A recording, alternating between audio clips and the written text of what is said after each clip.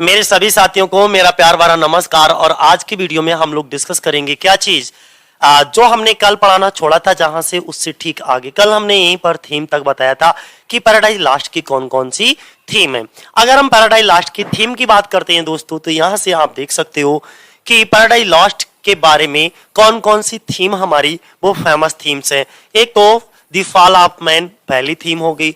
दूसरी थीम इसकी है the temptation of Adam and ewe, यानी कि टेम्पटेशन का मतलब होता है लालच, एडम और ईव का दोस्तों लालच। और तीसरी अगर हम बात करें, execution of Adam and ewe from the garden of Aiden, या एडम एंड ईव को गार्डन ऑफ एडन से निकालने, एग्जीक्यूशन, ये भी इसकी एक थीम हो सकती है। लेकिन मोस्ट इंपॉर्टेंट थीम अगर हम बात करें, जो हमारे एग्जाम में बार बार पूछी जाती है, जो हमारे एग्जाम में साथियों बार बार पूछी जाती है, वो कौन सी है? Milton's purpose is to justify the ways of God. क्या? Milton's purpose is to justify the ways of God to man. ये इसकी क्या है? मिल्टन का मेन पर्पज है। ओके, तो चलो शुरुआत करते हैं आगे। अगर हम इसके मेजर कैरेक्टर की बात करें, पैराडाइज लास्ट के मेजर कैरेक्टर की बात करें, तो इसमें सबसे पहला मेजर कैरेक्टर है हमारा सैटर्न। सैटर्न के बारे में समझ लो कि क्या क्या चीजें यहाँ पर है। सैटर्न एक तो पैराडाइज लास्ट का प्रोटोगोनिस्ट है।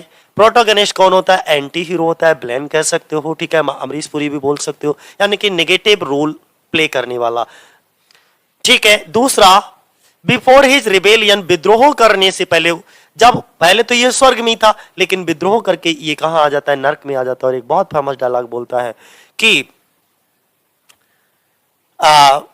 स्वर्ग में किसी का आदेश यानी कि नौकर बने रहने से अच्छा है नर्क का राजा बने रहना, ठीक है। तो बिफोर हिज रिबेलियन, अपना विद्रोह करने से पहले, ही वाज नोन, वो जाना जाता है, किस नाम से जाना जाता है? लूसीफर के नाम से।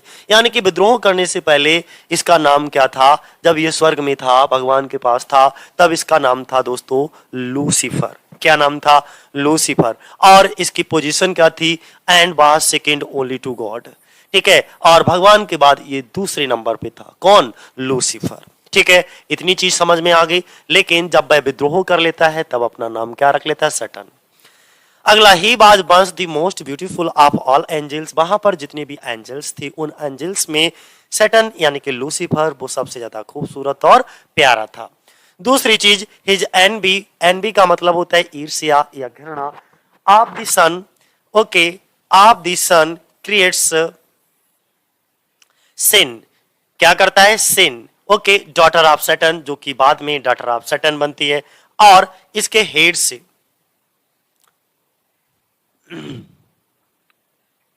Head of the rebellious angels, और जो जितने भी रेबेलियस एंजल्स थे, उनके हेड से, who have the just fallen from the haven, ठीक है। तो ये बात ध्यान बनाए रखना, ये इंपॉर्टेंट है। कभी कभी पूछ लिया जाता है कि सिन जो थी कौन थी? डॉटर ऑफ सैटर्न थी, ठीक है। अगला हम बात करेंगे गॉड द फादर। किसकी बात कर रहे हैं भैया? गॉड द फादर की बात कर रहे हैं। ये दूसरा कैरेक्टर है हमारा। अब क्रिएटर ऑफ हेवन, ये जो गॉड द फादर है, ये क्या है? क्रिएटर ऑफ हेवन है, यानी कि जो हेवन है उसके निर्माता है। Heaven, hell, the world, okay, everyone and everything, प्रत्येक वस्तु, चाहे प्रत्येक व्यक्ति, प्रत्येक वस्तु, पूरी दुनिया, स्वर्ग, नर्क, इन सब के क्रिएटर कौन है? God the father. क्या है? God the father. अपने यहाँ किसको कहा जाता है? Creator of the universe Brahma को कहा जाता है, ठीक है। तो इनको ब्रह्मा समझ लीजिएगा हिंदू मैथोलॉजी के अकॉर्डिंग। तो मिल्टन प्रेजेंट्स करते हैं गॉड को एज ऑल पावरफुल एंड, यहां पर जो जॉन मिल्टन है जब इस एपिक को लिख रहे होते हैं दोस्तों, तब ये भगवान को एक इस तरीके से प्रेजेंट करते हैं जैसे कि उनके पास ऑल पावरफुल, वो सबसे सर्वशक्तिशाली हो, ऑल नोइंग, और वो सब कुछ सर्वज्ञ हो, यानी कि सब कुछ जानने वाले हों। अगला कैरेक्टर अगर हम बात करते हैं तो सन ऑफ गॉड की बात करेंगे। सन ऑफ गॉड कौन होते हैं? जीसस क्राइस्ट दिखाए जाते हैं। कौन दिखाए जाते हैं? जीसस क्राइस्ट दिखाए जाते हैं। Second part of the Trinity. अब ही ऑफर्स, ये ऑफर करते हैं हिमसेल्फ एज द सैक्रिफाइस, की वो सैक्रिफाइस करेंगे टू पे, चुकाने के लिए, फॉर दी सिन, पापों को, ऑफ मैनकाइंड, यानी कि मानव के पापों को चुकाने के लिए, मानव के पापों को प्रायश्चित करने के लिए वो अपने आप को क्या करेंगे? सैक्रिफाइस करेंगे। और आगे एडम, अगला कैरेक्टर कौन है भैया? हमारा एडम है। कौन है अगला नेक्स्ट कैरेक्टर? अगर हम नेक्स्ट कैरेक्टर की बात करते हैं तो ये हमारा एडम कहलाएगा, first human created by God. अब एक भी और ध्यान रखना, कभी कभी पूछा जा सकता है टीजीटी में कि भगवान के द्वारा सबसे पहला ह्यूमन क्रिएटेड कौन था, यानी कि भगवान ने सबसे पहले किसको बनाया? तो एडम को। किसको बनाया भैया? एडम को। ध्यान रखना, भगवान ने सबसे पहले किसको बनाया? एडम को। एडम ने रिक्वेस्ट किया अ कंपेनियन फ्रॉम गॉड। फिर एडम जब अकेला था तो उसने रिक्वेस्ट किया भगवान से कि उसका कोई साथी होना चाहिए, कंपेनियन होना चाहिए। तभी वो किसको? ईव को भी वहां पर भेजते हैं, आगे कहानी में आएगा। गॉड अप्रूव कर देते हैं, अप्रूव करते हैं उसकी रिक्वेस्ट को। देन ही क्रिएट्स किसको? ईव को क्रिएट करते हैं। जब यहाँ पर एडम इस बात को रिक्वेस्ट करता है कि भगवान मैं अकेला रहता हूं, कोई और नहीं है, ठीक है, तो भगवान क्या करते हैं? ठीक है, मैं तुम्हारी रिक्वेस्ट को अप्रूव करता हूं, मान लेता हूं, और इसके बाद उसका साथ देने के लिए किसको? ईव को बना देते हैं। ठीक है, तो पहले कौन आया? एडम आया, और बाद में कौन आया? ईव आई है। अगला देखिएगा ध्यान से, यहां पे क्या क्या गॉड अपॉइंट करते हैं एडम और ईव को। एडम और ईव दोनों को अपॉइंट कर देते हैं टू रूल ओवर करने के लिए, शासन करने के लिए, ऑल द क्रिएचर्स सभी प्राणियों पर, ऑफ द वर्ल्ड दुनिया के, and to reside in the garden of Eden. और उन्होंने कहा और तुमको रहना है, कहां रहना है? गार्डन ऑफ ईडन में। ठीक है, गार्डन ऑफ ईडन की रखवाली करना है और वहीं पर आपको रहना है। इसके बाद Adam is the grateful and obedient. इसमें जो एडम नाम का कैरेक्टर होता है वो बहुत ही ज्यादा ग्रेटफुल दिखाया जाता है और बहुत ही आज्ञाकारी होता है भगवान का। भगवान जैसा कहेंगे वो वैसा ही मान लेता, अपनी तरफ से कभी भी कुछ भी नहीं कहता। But falls from a grace when Eve convinces him. लेकिन बाद में वो जो है, जब ईव उसको कन्वेंस कर लेती है टू ज्वाइन करने के लिए हर उसके साथ in the sin of eating fruit, यानी कि एक सिन पाप करती है ऑफ ईटिंग खा करके, फ्रूट खा करके, from the tree of knowledge.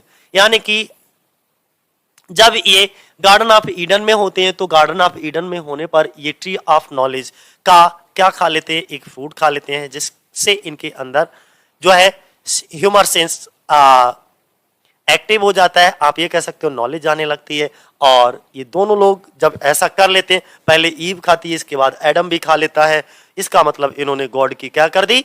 ओबीडेंस, disobedience कर दी, अवज्ञा कर दी। अब भगवान इनको क्या करेंगे?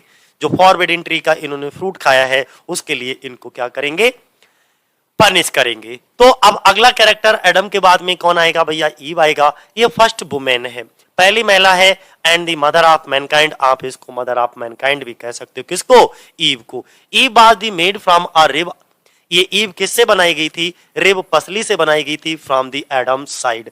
जो एडम की पसली से किसको बनाया? रिब से किसको बनाया गया था? ईव को बनाया गया था। She is also weaker then Adam. और ये जो है ना ईव, वो एडम से भी कहीं ज्यादा कमजोर है। डेट मीन्स इसमें किसी भी तरीके से कोई दृढ़ इच्छा शक्ति नहीं है, फर्म डिटर्मिनेशन इसके अंदर नहीं दिखाया जा सकता है, ना ही सिंसियरिटी दिखाई जाती है। सो सैटर्न फोकस करता है किसको?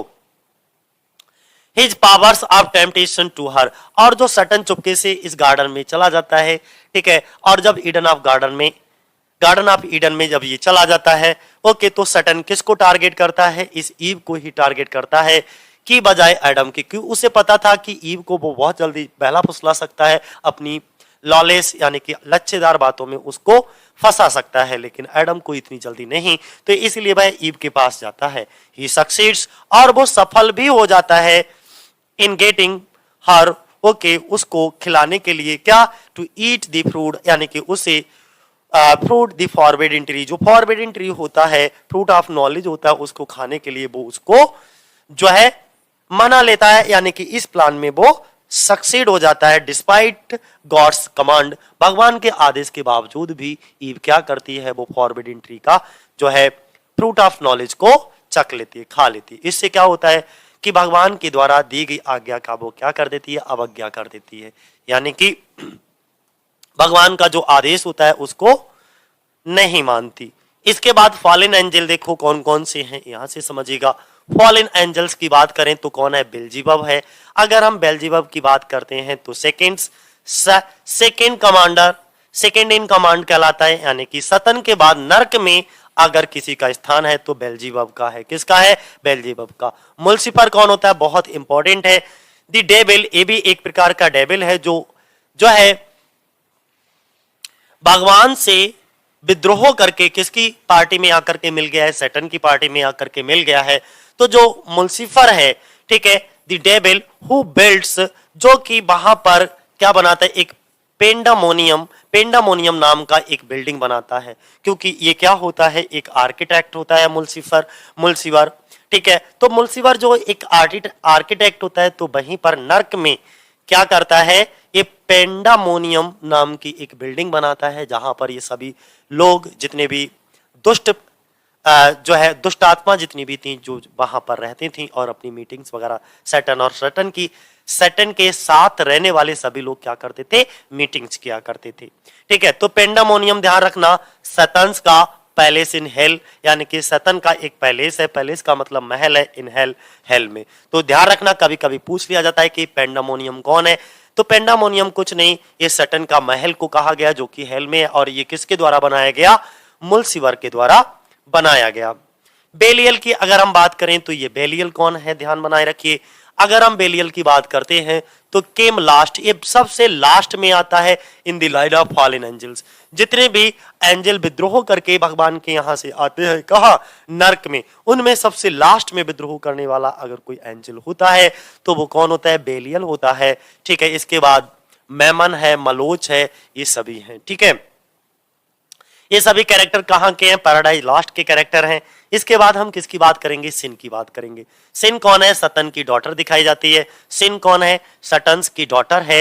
हु स्प्रैंग फुल फॉर्म्ड, जो बिल्कुल फुल फॉर्म है। और ये कहां से पैदा हुई? सतन के हेड से। सटन के हेड से कौन? यानी कि सिन पैदा हुई। बेन, जब he was still in heaven, जब वह कहां था? हेवन में था, स्वर्ग में था, okay. When he was still in heaven, और she guards, वो गार्ड करती है। गार्ड का मतलब उसका पहरा देती है। द गेट ऑफ हेल, किसके? जो नर्क का दरवाजा है, दरवाजे पर ये पहरा देने का काम करती है। कौन? सिन। अगर हम डेथ की बात करें तो डेथ कौन होता है? सैटर्न का सन होता है। डेथ जो है वो सैटर्न का बेटा दिखाया जाता है, और जो सिन होती है वो सैटर्न की डॉटर दिखाई जाती है। बाय हिज डॉटर और Saturn's son by his daughter Sin। आगे नेक्स्ट अगर हम बात करें, इसमें क्या होता है कि ये जो डेथ होता है, डेथ ये किसका है? सटन का बेटा है, ठीक है। अब जो डेथ होती है, death in turn rapes his mother, ये डेथ क्या करता है? अपनी मां का रेप कर देता है। और the relation between death and sin and Satan, okay, mimic horribly. और जो रिलेशन फिर बाद में स्टैब्लिश होता है डेथ और सिन और सैटर्न के बीच में, उसका कुछ बता नहीं सकते, ठीक है। क्योंकि डेथ ने रेप किसको कर दिया? सिन को। और इधर सैटर्न का कि ये क्या है? बेटी है, ठीक है। तो आप समझ सकते हो। और ये सैटर्न का क्या है? बेटा है। तो इन भाई बहन का रिलेशन है, और ये इनके पिताजी हैं। बट ये जो डेथ होता है, ये क्या करता है? सॉरी, ठीक है, ये क्या कर देता है? रेप कर देता है। तो बड़ी अजब गजब सी कहानी है। तो यहां पर देखिएगा, आपको समझ में आएगा। सैटर्न, ठीक है, सैटर्न एंड सिन, ठीक है। सैटर्न एंड सिन क्या है? डेथ, ठीक है। इसके बाद डेथ एंड सिन से क्या बने हैं हमारे? ठीक है, डॉग। क्या करेंगे? डॉग। डेथ और सिन से मिलकर के डॉग, कुत्ते। आगे गैब्रियल की बात करें तो ये गैब्रियल कौन है? गॉड है at the garden of Eden. तो ध्यान बनाए रखना, जो गार्डन ऑफ एडन था, ठीक है, उसका गॉड कौन था? गैब्रियल था। और राफेल की बात करें तो गॉड्स का मैसेंजर दिखाया जाता है। राफेल कौन होता है? गॉड्स का मैसेंजर होता है। और अगर हम यूरियल की बात करते हैं तो ये यूरियल कौन दिखाया जाता है? एक एंजल, ये भी एक एंजल होता है। कौन होता है? एंजल होता है, हु गार्ड्स, जो गार्ड करता है प्लैनेट ऑफ अर्थ। यानी कि जो अर्थ प्लैनेट होता है, हमारा जो अर्थ होता है, अर्थ को गार्ड कौन कर रहा होता है? गार्ड से मतलब उसकी रक्षा करना, सुरक्षा करना, ठीक है। तो उसको कौन कर रहा होता है? वो यूरियल कर रहा होता है। Uriel is the angel whom, जिसको सैटर्न ट्रिक करता है। When he is disguised as a cherub. Ariel एक एंजल है और ये जो सतन क्या करता है, ये चालाकी से अपना भेष बदल लेता है और भेष किसका रख लेता है, चेरब का, और चेरब का भेष रख करके वो क्या करता है, गार्डन ऑफ ईडन में प्रवेश कर जाता है। ठीक है, अब हम नेक्स्ट कैरेक्टर की बात करें तो एब्डियल कौन होगा, एब्डियल एन एंजल, ये भी एक प्रकार का एंजल है, हु मींस जो एट फर्स्ट सबसे पहले कंसीडर्स मानता है, कंसीडर करता है ज्वाइनिंग सतन को in rebellion but argues against Satan and the rebel angels and return to God. तो एक क्वेश्चन खूब पूछा जाता है कि पहले एक ऐसा एंजल कौन होता है जो पहले भगवान के यहां से विद्रोह करके जो है वो सटन की पार्टी में शामिल हुआ आकर के, लेकिन बाद में जो है सटन की पार्टी को छोड़ करके जाकर के दोबारा भगवान की पार्टी में जाकर के शामिल हो जाता है, तो वो कौन होता है, एब्डियल होता है।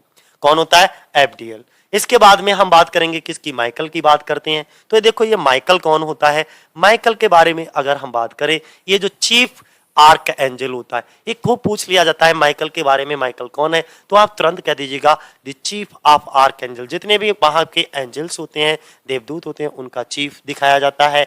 और डिफीटेड सटन, ये सटन को क्या करता है, हरा देता है युद्ध में, and his 1/3 army in Anglican war. जो एंग्लिकन बार होता है उसमें सटन और सतन की जो 1/3 आर्मी होती है उन सबको ये डिफीट कर देता है। कौन, माइकल। माइकल भगवान की तरफ से लड़ रहा होता है, ध्यान बनाए रखिएगा। ठीक है, अब ये बुक फर्स्ट है। बुक फर्स्ट की अगर हम बात करें, क्योंकि टोटल पैराडाइज लास्ट में कितनी बुक्स हैं, टोटल पैराडाइज लास्ट में कितनी बुक्स हैं, तो 12 बुक्स हैं। इसमें से अगर हम बुक फर्स्ट की थीम की बात करें तो fall of man.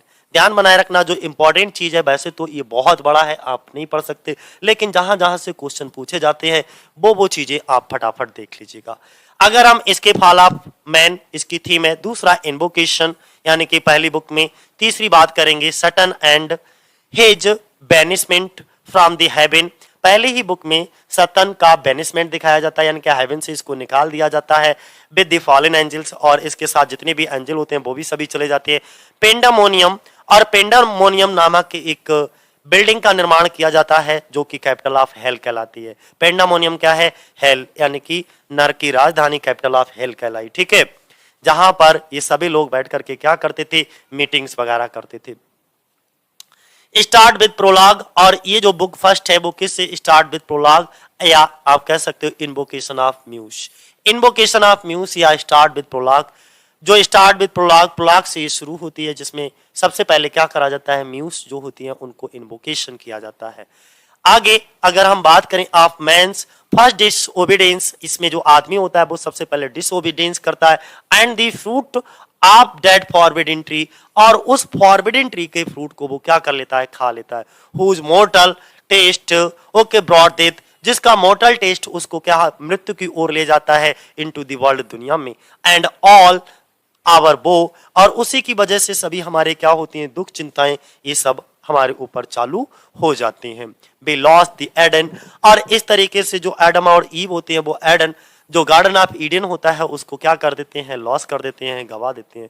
Till one greater man okay restore us, तभी एक और महान व्यक्ति हमको आता है जो जीसस क्राइस्ट होते हैं। Okay regain the blissful seat okay sing heavenly muse, और वो क्या करते हैं, एक हेवनली म्यूज यानी कि एक गीत गाते हैं। इसके बाद अगर हम बात करें यहाँ पर, he concludes the prologue okay by saying, ये कह करके he will attempt to the justify the God of man. ये बहुत ध्यान बनाए रखना, ठीक है, ये बहुत इंपॉर्टेंट थीम है।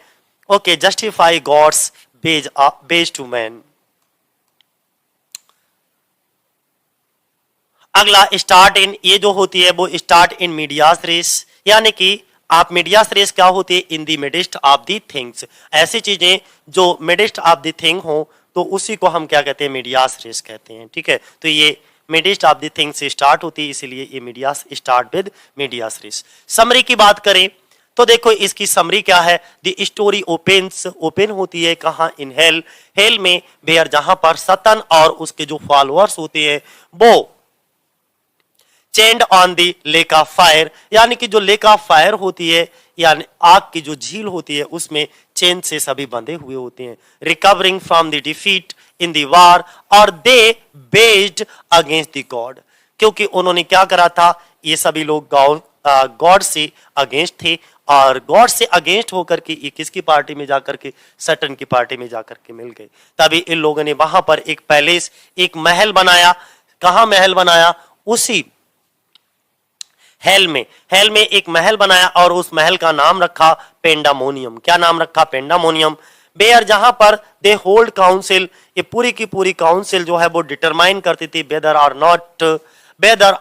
Not to return to battle, कि भाई पूरी की पूरी बैटल यानी कि युद्ध की पूरी रणनीति कहां बैठ करके तैयार की जाती थी? वो सब पेंडामोनियम, जो वहां की कैपिटल ऑफ हेल थी, वहीं पर सारी चीजें तैयार की जाती थी। अगला अगर हम बात करें तो story of the poem opens in hell medias res, तो ये तो हम सब बता ही चुके हैं। ठीक है, सतन एंड हिज फॉलोअर्स वहां पर दिखाए जाते हैं, tied with the chain over the lake of fire in hell, और फॉलन एंजल्स इन डिबेट, वहां पे फॉलन एंजल्स जो है वो डिबेट करते हुए नजर आते इन देयर न्यू पैलेस, उनका जो न्यू पैलेस होता है पेंडामोनियम, जो कि कैपिटल ऑफ हेल होती है। ठीक है, सतन इज मोर ऑप्टिमिस्टिक, और जो सटन होता है वो बहुत ही ज्यादा ऑप्टिमिस्टिक होता है। ऑप्टिमिस्टिक का मतलब होता है आशावादी होता है, after recovering from the defeat. ठीक है, कि उसे पता था कि हम एक बार हार जाएंगे, लेकिन ऐसा नहीं कि हर बार हारते ही रहेंगे, एक समय ऐसा जरूर आएगा कि हम जीत जाएंगे। इसकी कुछ इंपॉर्टेंट लाइन, व्हाट दो, क्या हुआ, द फील्ड बी लॉस्ट, कि हम ये युद्ध हार गए, इज नॉट लॉस्ट, लेकिन हम सब कुछ नहीं हारे। बहुत इंपॉर्टेंट लाइन है, व्हाट दो, क्या फर्क पड़ता है, द फील्ड बी लॉस्ट, यानी कि ये युद्ध हम हार गए, तो इसका मतलब ये थोड़ा ना एक लड़ाई हम हार गए तो हम सब कुछ हार गए, अपना जीवन गवा बैठे। ऑल इज नॉट लॉस्ट, लेकिन अभी मैं सब कुछ नहीं हारा। और अगली एक लाइन और बहुत मोस्ट इंपॉर्टेंट है, better to reign in hell than serve in heaven. बोले better to reign in hell, स्वर्ग में राज्य करना अच्छा है, देन सर्व इन हेवन, स्वर्ग में सेवा करने से, स्वर्ग में गुलाम बन करके रहने से अच्छा है नरक का राजा बन करके रहूं। अगला, तो ये दोनों कंडीशन मोस्ट इंपॉर्टेंट है सैटर्न की। ठीक है, खूब पूछे जाते हैं, इसलिए आप इसको बड़े ध्यान से समझिएगा। ठीक है, तो अब आपको समझ गए गॉड द फादर में एक तरफ कौन था? लूसीफर, जो और सन ऑफ गॉड है। ठीक है, ये क्या है? एंजल है, और ये सेकंड इन कमांड दिखाया जाता है लूसीफर। बाद में ये क्या बन जाता है भैया? सैटर्न बन जाता है। ठीक है, बहुत तेजी से समझना, प्लान टू मर्डर, और ये क्या करने लगता है? इसके अंदर थोड़ी सी जेलसी आ जाती है, तभी ये मर्डर करने का प्लान करने लगता है सन ऑफ गॉड, जो भगवान के सन होते हैं उनको जो है मर्डर करने का प्लान करने लगता है। और इसी तरीके से लूसीफर क्या बन जाता है? सैटर्न बन जाता है। पहले इसका नाम लूसीफर होता है, बाद में सैटर्न बन जाता है। परस्यूडेड 1/3 ऑफ एंजल, और अपनी लॉलेस स्पीच से क्या करता है? वहां की 1/3 ऑफ एंजल को अपनी ओर मिला लेता है। ठीक है, बेज अगेंस्ट गॉड, और गॉड के खिलाफ वो क्या करता है कि युद्ध की घोषणा कर देता है, एंग्लिक वार, और ये एक एंग्लिक वार चलता है। और ये जो युद्ध चलता है एंग्लिक वार, एंग्लिक युद्ध, वो 3 दिनों तक लगातार चलता रहता है। कितने दिनों तक? 3 दिनों तक। इसके बाद जो माइकल होता है वो क्या करते, ये भगवान की तरफ से, गॉड की तरफ से लड़ रहे होते हैं, ये सैटर्न को डिफीट कर देते हैं, और उनके जितने भी फॉलोअर्स होते हैं उनको स्पेशल स्वॉर्ड इनके पास होती है, एक दिव्य जादुई तलवार होती है, उससे सैटर्न और उसके फॉलोअर्स को हरा देते हैं। सैटर्न और उसके फॉलोअर्स देख लो एक बार को, सैटर्न और उसके फॉलोअर्स तेजी से देख लो। अगर हम बात करें, बैनिश कर दिया जाता है from heaven and sent to the hell, यानी कि भगवान के द्वारा इनके सैटर्न और इनके फॉलोअर्स को क्या कर दिया जाता है? स्वर्ग से धक्का देकर के बाहर निकाल दिया जाता है, और इनको कहां? नरक में डाल दिया जाता है, और इनको बांध दिया जाता है on the lake of the fire. ये जो लेक ऑफ द फायर होती है, वहां पर एक चेन होती है, उस चेन से इनको बांध दिया जाता है, कॉल्ड फॉलन एंजल्स। और ये क्या कहलाते हैं? फॉलन एंजल्स, यानी कि called fallen angels, Belial is the last. और जितने भी हमारे फॉलन एंजल्स थे, यानी कि स्वर्ग को छोड़ करके नर्क में आए थे सैटर्न की पार्टी में शामिल होने के लिए, उनमें सबसे लास्ट कौन था? बेलियल था। काउंसिल ऑफ इविल स्पिरिट, जो काउंसिल ऑफ इविल स्पिरिट, ठीक है, इसके बाद में to tempt God's beautiful creation Adam and Eve, और ये क्या करता है, कौन, ये इसका सैटर्न। सैटर्न क्या होता है, council of evil, evil spirit का पूरा काउंसिल वहां पर मौजूद होता है। इसके बाद में ये जो सैटर्न होता है ना, वो गॉड की एक जो ब्यूटीफुल क्रिएशन होती है, गॉड के द्वारा बनाई गई ब्यूटीफुल क्रिएशन कौन सी होती है, एडम एंड ईव। तो इसको क्या कर देता है, नष्ट कर देता है, करप्ट कर देता है, ठीक है। और इसके बाद में केयर टेकर ऑफ, और ये एडम और ईव होते हैं, वो कौन होते हैं, केयर टेकर दिखाए जाते हैं of garden of Eden. Garden of Eden के ये केयर टेकर एडम और ईव दिखाए जाते हैं। इस ब्यूटीफुल क्रिएशन को भगवान की वो क्या कर देता है, टेम्प्ट कर देता है, ठीक है।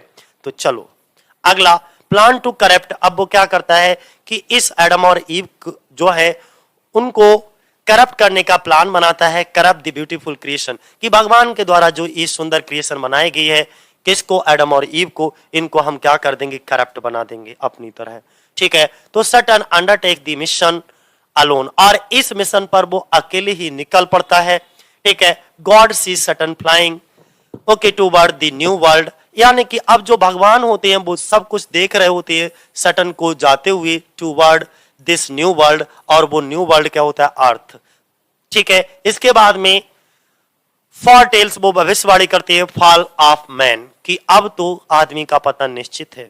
इसके बाद द गॉड ऑफ सन, ये जो गॉड दी सन होते हैं, हु सिट्स, जो बैठ जाते हैं at his right hand, okay, offer करते हैं टू सेक्रीफाइस करने के लिए हिमसेल्फ, अपने आप को, मैन साल्वेशन के लिए, कि आदमी के साल्वेशन के लिए वो खुद को क्या कर देते हैं, सेक्रीफाइस कर देते हैं। सैटर्न अपने आप को डिस्गाइज करता है, सैटर्न अपने आप को डिस्गाइज करता है किसमें, चैरब में। चैरब डेट मीन्स टोड, यानी कि सरपेंट। अगला, यूरियल वार्निंग देता है, वार्न करता है, चेतावनी देता है गैब्रियल को, जो कि गार्ड ऑफ पैराडाइज होते हैं, पैराडाइज के एक गार्ड होते हैं, ठीक है, अबाउट सटन्स प्रेजेंस। जो सतन की प्रेजेंस को, उपस्थिति को यूरियल जो है वो गैब्रियल के लिए वार्न करता है, लेकिन वो नहीं समझ पाता। नाउ मींस अब सैटर्न जो है वो डिस्गाइज कर लेता है एज अ टोड, और विस्पर करता है into the ears of sleeping Eve. वहीं पर जो ईव होती है वो सो रही होती है, उसके कानों में जाकर के वो फुसफुसाता है, इतने में ईव जग जाती है, ठीक है। Satan is apprehended by the Gabriel and the banish from the Eden. तभी क्या होता है, जो गैब्रियल वहां पर पहुंच जाता है और वो सैटर्न को पहचान लेता है और उसे कहा बैनिश कर देता है from Eden, Eden of garden, जो गार्डन ऑफ एडन होता है वहां से उसको निकाल देता है, लेकिन ये दोबारा जाता है। Eve tells about her dream, तभी ये क्या करता है, ईव को सपने में आता है और सपने में बताता है कि Eve tells about her dream, okay, boys from tree of knowledge, ठीक है, ट्री ऑफ नॉलेज के बारे में, किसको, टू एडम, एडम के लिए। गॉड सेंट्स राफेल, तभी गॉड जो है वो किसको भेजते हैं, राफेल को भेजते हैं, जो कि गॉड के क्या होते हैं, मैसेंजर होते हैं। और ये राफेल जाते हैं, ये एडम और ईव को वार्निंग भी देते हैं, यानी कि सचेत भी करते हैं अबाउट सैटर्न की, सैटर्न जो है वो भेष बदल करके कभी भी तुम्हें धोखा देने के लिए या फ्रूट ऑफ नॉलेज को खाने के लिए, विवश करने के लिए आ सकता है, तो सतर्क रहिएगा। लेकिन वो सतर्क नहीं रहते। राफेल रिकाउंट करते हैं to them and how jealousy against the son of God, okay, led wages, ये सब वही है।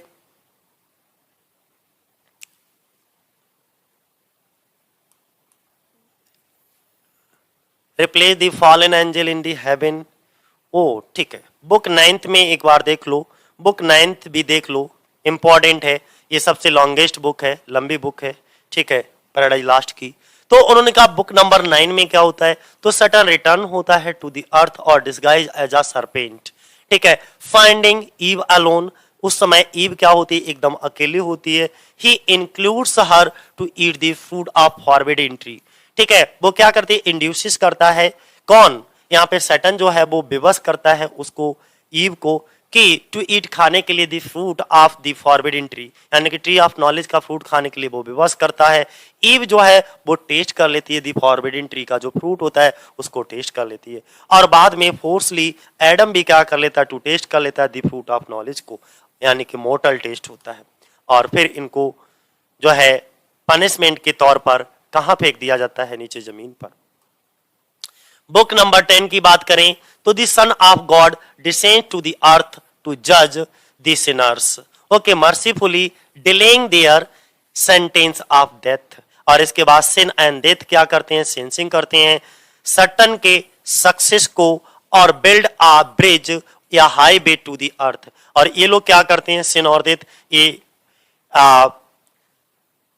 क्या करते हैं, बिल्ड बनाते हैं, एक ब्रिज या हाईवे बना देते हैं टू अर्थ, पृथ्वी के लिए, देयर न्यू होम, जो कि वहां पर उनका क्या होता है, एक नया घर होता है। ठीक है, तो ये कहानी थी। इसके बाद में